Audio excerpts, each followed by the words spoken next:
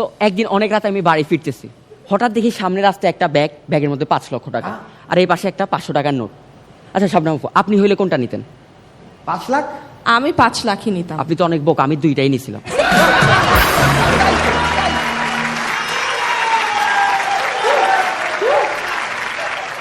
আর অবাক করা বিষয় কি, টাকাগুলো আমার জন্যই রাখা ছিল। এখন বলবেন আমার জন্য আমি কিভাবে বুঝছি? ভাই রাতে একা, রাস্তায় আর কোনো মানুষ ছিল না, ব্যাগ পড়ে আছে, আমি সামনে গেলাম, ব্যাগে কারণ আমও লেখা নাই, আমি নিলাম, কেউ দেখলো না আমি যে নিছি, তাহলে অবশ্যই টাকাগুলো আমার, টাকার মালিক আমি। ঠিক বলছি না শবনম আপু? দেখছেন মানুষের দিয়ে মিথ্যা কথা বলানো কত সহজ।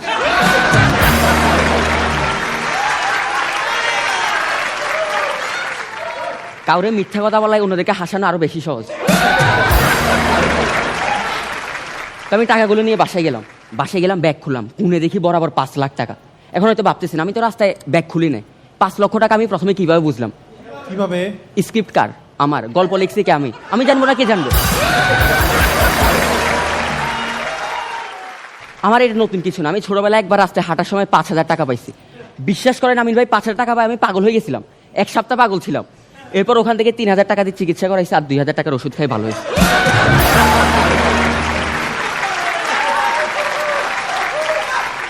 তো 5,000 টাকা দেখে তো আমি